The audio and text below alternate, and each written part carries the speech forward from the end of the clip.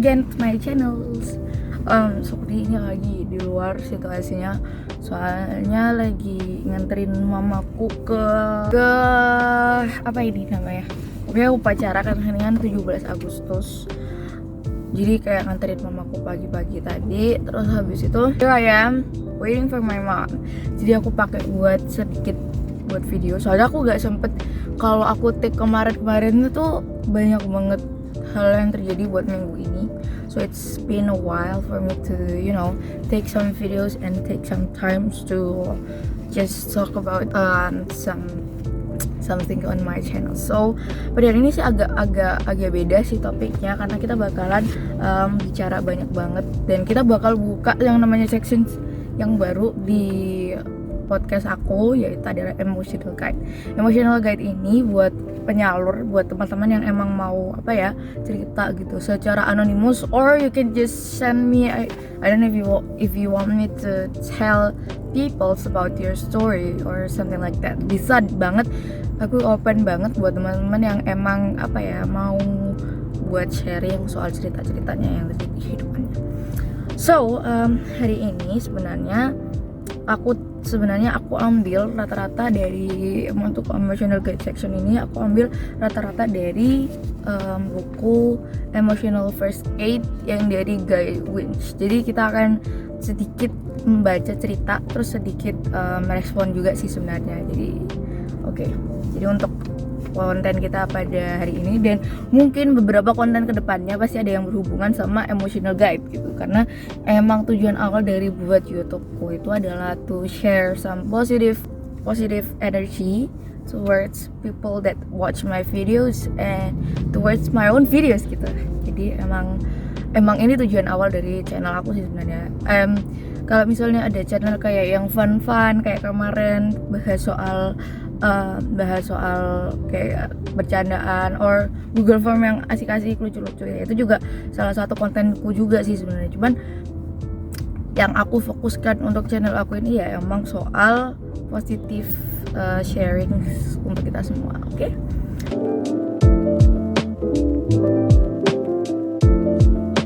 Oke, di sini aku sudah dapat cerita pertama.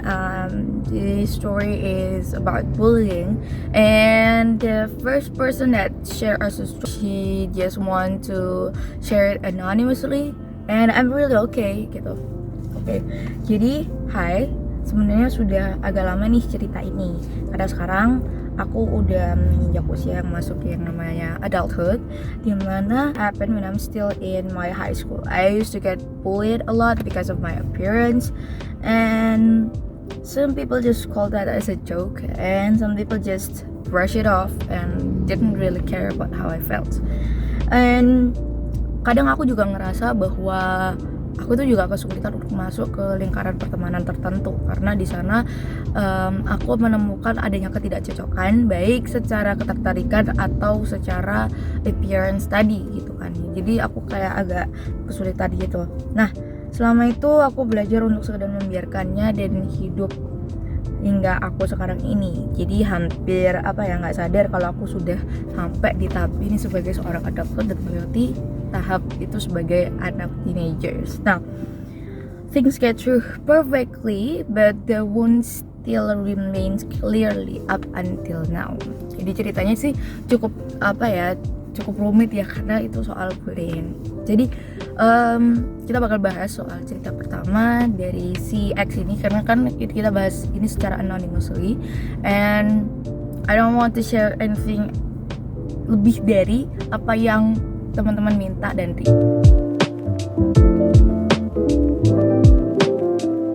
jadi sebut aja itu cerita X untuk podcast kita yang paling pertama di section emotional guide. Jadi sebenarnya banyak banget orang dewasa maupun anak kecil itu tahu nih cara merawat diri, kesehatan tubuh masing-masing, tapi nggak banyak sih yang bisa menghandle beberapa common psychological injuries, sehingga gak jarang nih teman-teman bakal melihat orang-orang di luar sana yang mulai mengabaikan hal-hal yang berbau dengan psychological.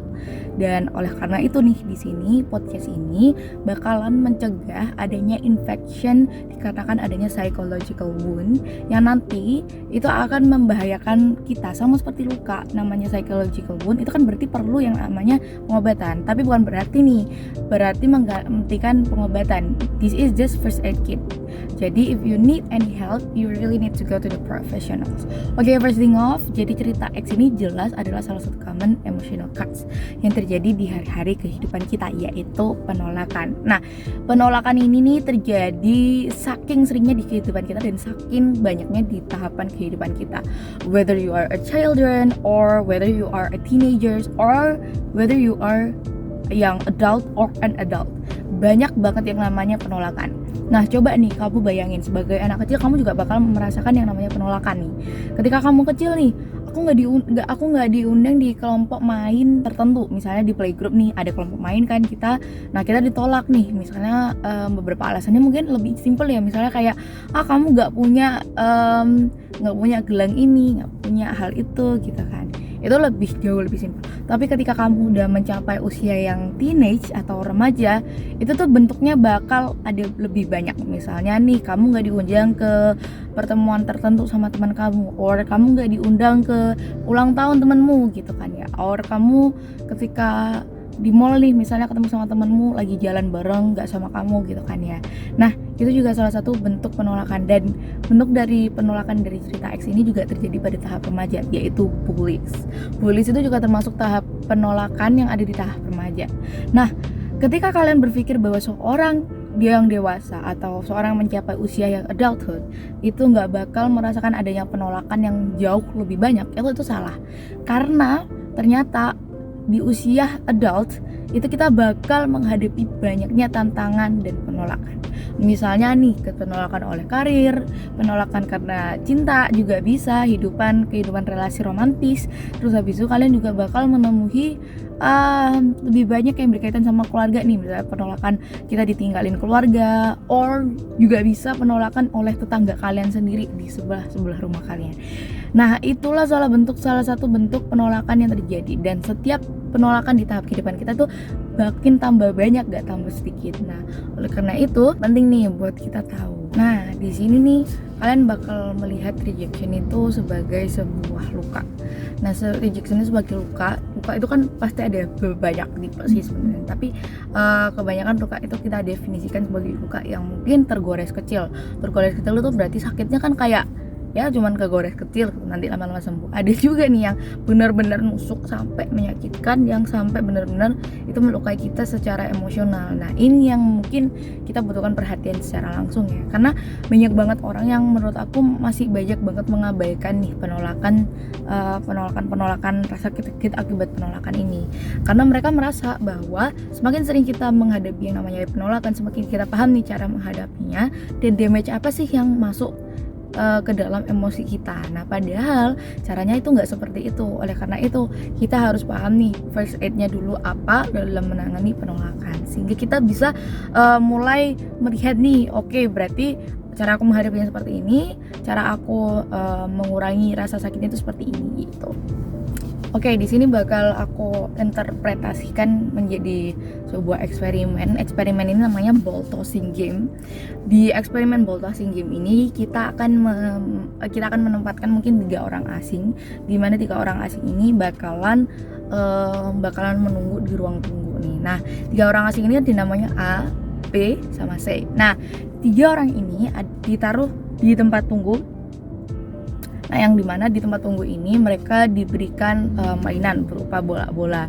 Jadi si bola ini dioper dari A ke B, lalu B ke C. Nah, dioper, lalu pada satu ronde, misalnya ronde pertama si A ngoper ke B, B ngoper ke C. Nah, pada ronde kedua B itu kan A itu akan mengoper ke B, namun si B ini nggak mengoper ke C, sehingga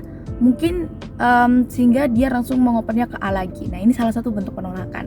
Nah, di sini ternyata the most mengagetkan di bagian ini adalah ternyata kita peduli soal penolakan ini. Jadi banyaknya orang yang beranggapan bahwa ini itu sangat menyakitkan gitu. Nah, di banyaknya respon yang orang jawab bahwa itu tuh menyebabkan rasa sakit yang luar biasa gitu. Padahal nih levelnya kan dia itu ketemu sama orang asing di ruang tunggu yang bener-bener asing gitu loh. Kita tuh nggak tahu, apalagi nih kalau misalnya kalian berhadapan sama kalian ditolak cinta dan yang lain-lainnya. Oleh karena itu sehingga kita mulai paham bahwa oke, dalam percobaan ini kita bisa melihat bahwa orang asing yang kita nggak tahu itu juga bisa merasa tersakiti padahal kita ditolak secara nggak langsung hanya dengan mengoper game bola nih. Nah gitu. Nah di sini kalian bisa melihat bahwa itu sangat-sangat menyakitkan loh. Nah coba kalian bertanya-tanya sih, kenapa sih bakal menyakitkan sekali gitu loh. Kenapa sih penolakan itu jauh lebih menyakitkan dari beberapa emotional wounds yang lain? Karena yang pertama itu kembali ke masa lalu kita sebagai sebagai manusia purba. Nah kalau manusia purba dulu kan hidupnya berkelompok nih. Nah coba kalau bayangin kamu kalau ditolak sebagai ditolak di dalam kelompok tersebut sehingga kalian harus berburu sendiri, terus habis itu cari makan sendiri, terus habis itu kalian harus survive sendiri, cari gua yang aman. Nah oleh karena itu penolakan di sini tuh jauh lebih menyakitkan karena itu juga berhubungan sama kelangsungan hidup manusia itu. Nah, terus gimana sih Mir gitu kan? Kenapa sih gitu kalau misalnya ada penolakan itu kadang kita juga nggak bisa menggunakan akal dan logika gitu kan? Ya karena sebenarnya ketika kita merasa tertolak itu benar-benar ada beberapa sisi dari otak kita tuh yang inaktif sehingga kita nggak bisa menggunakan logik sepenuhnya. Jadi misalnya ya kayak kalian ditolak gitu kan untuk mencari kerja, terus habis itu kalian curhat ke teman kalian sendiri gitu, terus habis itu teman kalian bakal ngomong nih, aku ditolak kerja nih gitu kan, iya, terus ya udah cari kerja lagi gitu. Nah kalian ada sisi yang mulai merasa kayak loh kok kamu nggak paham sih gimana cara aku menjalaninya gitu kan, soalnya kan aku udah kerja di sini cukup lama. Misalnya kamu udah kerja di situ 6 tahun nih ya, 6 tahun, aku udah kerja di sini 6 tahun nih gitu. Masa dedikasi aku, semua hal yang berkaitan dengan kerja keras aku di perusahaan ini tuh kayak diabaikan dan hanya melihat ke arah satu kesalahan dimana aku langsung dipecat. Nah gitu.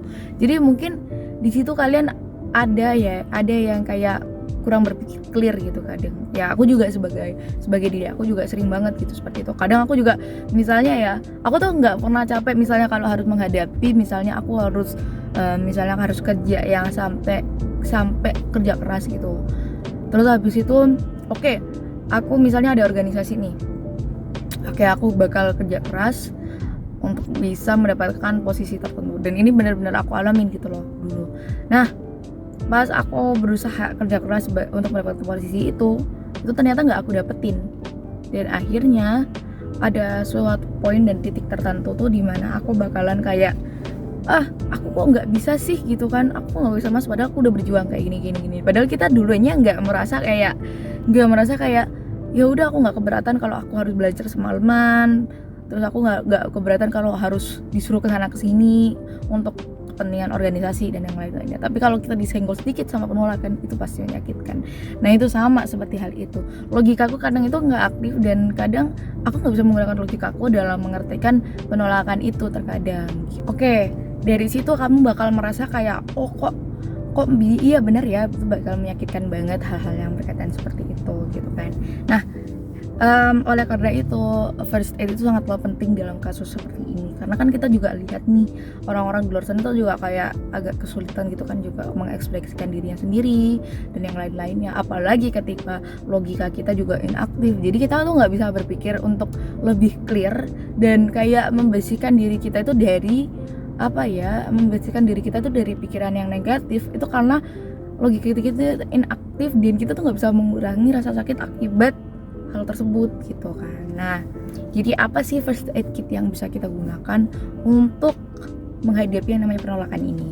Kita bakal nah setelah kita bahas yang di atas nih, kita bakal bahas solusinya adalah yang yang pertama itu mengontrol diri. Nah, ketika menghadapi penolakan, banyak sekali orang mempertanyakan bagian dari diri kita yang mana sih yang gak sesuai sehingga kita bisa merefleksikan diri. Namun, kita sering nih mencari kesalahan kita yang mengarah kepada over personalisasi, yang seringkali mengakibatkan kita menjadi terlalu kritis terhadap kita sendiri. Nah, kita jadi memandang diri kita jauh lebih negatif gitu. Nah, sehingga gak jarang kita mulai mengkoreksi diri kita dengan cara yang jauh lebih buruk nih. Misalnya ya kan ya tentang appearance dan yang lain-lainnya. Nah, so stop that. Kita perlu menemukan kita nggak perlu menemukan adanya kesalahan dalam karakter kita, penampilan kita, or bahkan perilaku kita dalam menghadapi sesuatu. Kita harus lebih fokus dalam perbaikan diri kita dan mengevaluasi peran diri kita dalam penolakan tersebut nih. Nah, sehingga kita dapat menghindari jauh lebih banyak menyakiti diri kita sendiri, yang dimana kita udah down nih. Kalau udah ditolak kan kita udah down nih. Masa kita mau menyakiti diri kita sendiri yang udah down akibat penolakan? Nah, kita dapat menjauhkan diri kita jauh lebih positif. Oleh karena itu, dalam penolakan perlu banget nih memerlukan adanya yang namanya kontra argumen. Kontra argumen itu apa sih? Kontra argumen itu adalah tanggapan kita baik positif atau negatif untuk menolak suatu gagasan. Jadi, entah itu positif atau negatif, kita gunakan untuk menolak suatu gagasan. Nah, contoh nih, buat cewek-cewek nih biasanya sering banget kan, misalnya kalian ke gap teman kalian nih, keciduk teman kalian nih, teman kalian main di belakang kalian, mungkin kalian akan nantinya akan tersakiti dan mungkin kalian akan kok bisa sih mereka kayak gitu. Nah, oleh karena itu penting nih kita tulis nih coba penolakan tersebut dan kita tolak dengan argumen kita. Contoh, mungkin mereka sedang menyiapkan hadiah ulang tahun untuk kalian. Mungkin juga memang kalian emang udah gak cocok dan perlu adanya lingkungan baru dan teman yang baru yang bisa mengembangkan minat dan bakat kalian. Nah, di sini nih argumen-argumen inilah yang menjadikan kita bereaksi berbeda dan mengubah sudut pandang diri kita itu menjadi jauh lebih baik dan kita nggak banyak menyalahkan diri kita sendiri. Jadi kritik sama diri kita sendiri tuh gak banyak gitu. Nah, itu yang paling aku pegang sih jadi selama ini kalau misalnya aku menghadapi yang namanya penolakan, whether it is about penolakan yang berkaitan sama whether it's happen in my life or whether it happens in my college life, ya itu caranya. Jadi aku akan menulis nih kira-kira penolakannya. Jadi misalnya aku ditolak di suatu organisasi di jabatan tertentu, ya berarti maybe that is not a great place for me. Maybe ada kayak ada tempat yang jauh lebih baik untuk aku dan bisa berkembang di situ. Nah, hal-hal seperti itu tuh yang akan membuat membuat diri kalian itu jauh lebih baik, perasaan kalian jauh lebih tenang dan kalian tuh nggak bakal merasa kesulitan aja gitu kan ya. Apalagi menghadapi dunia ini yang sering banget dan bakal sehari-hari kalian menemui yang namanya penolakan gitu. So that is for today. Jadi buat kalian yang kayak tadi kayak si X mau sharing, mau cerita-cerita nih soal kehidupan kalian, and I will respond it based on the urutan dari podcast Emotional Guide di sini. Aku juga mau jadi aku juga nggak bisa input hampir semua cerita, but I will input your story based on the pokok pembahasan yang perlu kita input gitu, sehingga di sini kita akan terarah dan pembahasan kita jauh lebih kayak mulai teruntut gitu ya, tersistem gitu. Jadi buat kalian yang mau nih sharing cerita, nggak apa-apa langsung DM aku, or you can just komen di bawah di channel YouTube aku di bawah di komen.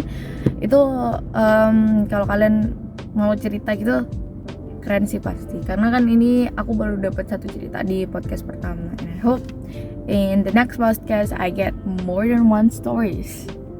Okay, so thank you for watching. Goodbye, and don't forget to like, subscribe, and comment. Bye.